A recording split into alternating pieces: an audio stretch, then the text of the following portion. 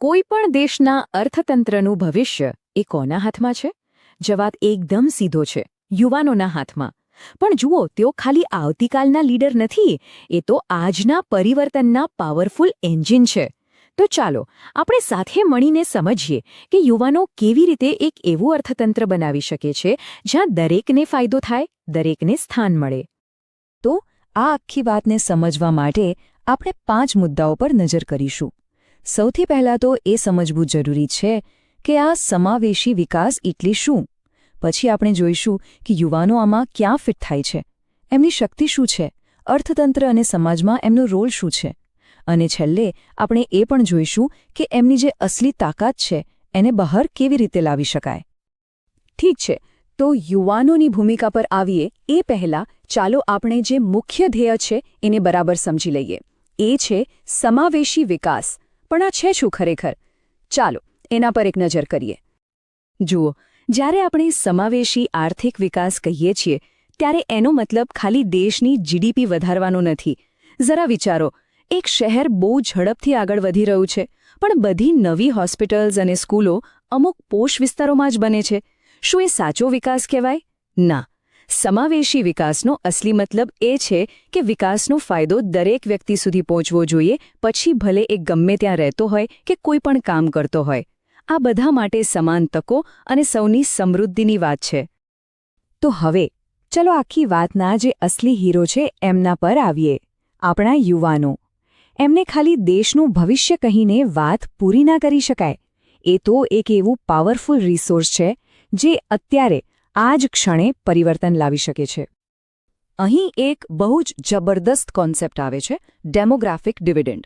આનો સીધો સાદો મતલબ એ છે કે જ્યારે કોઈ દેશમાં યુવાન લોકોની સંખ્યા વધારે હોય ને, તો એ એક જેકપોટ જેવું છે, એક સુવર્ણ તક. આ યુવાનોની એનર્જી અને ટેલેન્ટ એ દેશના અર્થતંત્રને ક્યાંયનો ક્યાંય પહોંચાડી શકે છે. એટલું જ નહીં, એ અસમાનતા ઘટાડીને બધા માટે એક મજબૂત ભવિષ્ય બનાવી શકે છે. દૃષ્ટિ આઈએએસનું આ વાક્ય છે ને, એ આખી વાતનો સાર કહી દે છે. એ આપણને યાદ કરાવે છે કે યુવાનો ખાલી લાભ લેવાવાળા નથી, એ તો પરિવર્તન લાવવાવાળા એજન્ટ છે. મતલબ કે તેઓ ડ્રાઇવિંગ સીટ પર બેઠા છે, ખાલી પાછળ બેઠેલા પેસેન્જર નથી. તો સવાલ એ છે કે યુવાનો અર્થતંત્રમાં આટલું મોટું પરિવર્તન લાવે છે કેવી રીતે? ચાલો એમની જે સૌથી મોટી આર્થિક તાકાત છે, એટલે કે રોજગાર અને ઇનોવેશન, એના પર નજર કરીએ. અહીંયા છે ને એક જ સિક્કાની 2 બાજુઓ છે.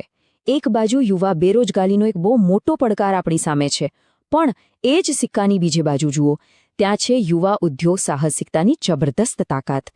અને આ તાકાત એટલી છે કે એ આખા પડકારને એક મોટી તકમાં બદલી શકે છે. જરા વિચારો, જ્યારે કોઈ યુવાન વ્યક્તિ એક નવો બિઝનેસ શરૂ કરે છે ત્યારે શું થાય છે? એ ખાલી પોતાના માટે નોકરી નથી બનાવતી, એ બીજા 10 લોકો માટે તકો ઊભી કરે છે. એ માર્કેટમાં નવા આઈડિયા લઈને આવે છે અને ઘણીવાર તો એવા વિસ્તારોમાં જઈને કામ કરે છે જ્યાં ખરેખર વિકાસની જરૂર હોય. સાચું કહું તો તેઓ પરિવર્તનના અસલી કેટેલિસ્ટ છે. પણ વાત અહીંયા અટકતી નથી.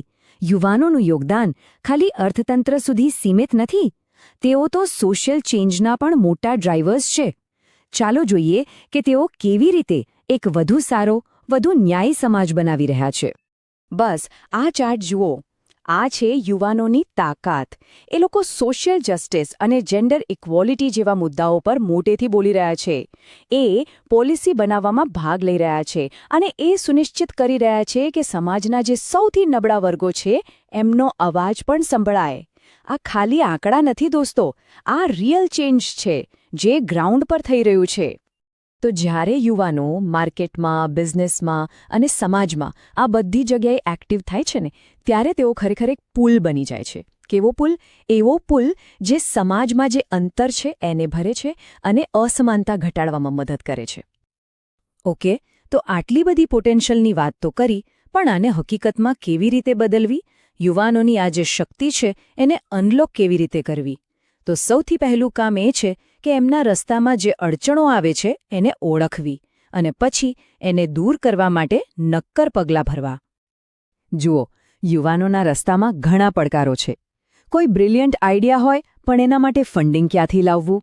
સ્કૂલ કોલેજમાં જે ભણ્યા હોય એ ઘણીવાર જોબ માર્કેટમાં કામ જ નથી લાગતું, સ્કિલ ગેપ આવી જાય છે. અને સૌથી મોટી વાત, જ્યારે દેશ માટે મોટા નિર્ણયો લેવાતા હોય ત્યારે એમનો અવાજ કોણ સાંભળે છે?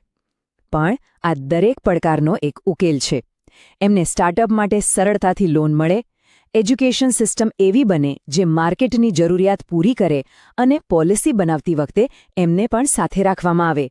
જો આ બધું થાય તો આપણે એક એવું વાતાવરણ બનાવી શકીએ જ્યાં યુવાનો ખરેખર ફળી ફૂલી શકે. તો આખી વાતનો સાર એ છે કે યુવાનોને સશક્ત બનાવવા એ કોઈ ઓપ્શન નથી. એ તો દેશની પ્રગતિ માટેની સૌથી જરૂરી સ્ટ્રેટેજી છે. સીધી વાત છે, એમનામાં રોકાણ કરવું એટલે આપણા બધાના ભવિષ્યમાં રોકાણ કરવું. અને ફરી એકવાર આપણે એ જ પુલમાળી વાત પર પાછા આવીએ. યુવાનો એ ખરેખર દેશની આર્થિક ક્ષમતા અને એના સારા પરિણામો વચ્ચેનો પુલ છે. એ જ છે જે મોટા મોટા આઈડિયાને જમીન પર હકીકતમાં ઉતારે છે. તો અંતમાં આ બધી ચર્ચા પછી એક મોટો સવાલ મનમાં આવે છે. જો યુવાનો જ આપણા ભવિષ્ય તરફ જવાનો પુલ છે, તો શું આપણે પુલને બનાવવા અને મજબૂત કરવા માટે ખરેખર પૂરતા પ્રયત્નો કરી રહ્યા છે? આ એક એવો સવાલ છે જેના પર આપણે સૌએ વિચારવાની જરૂર છે.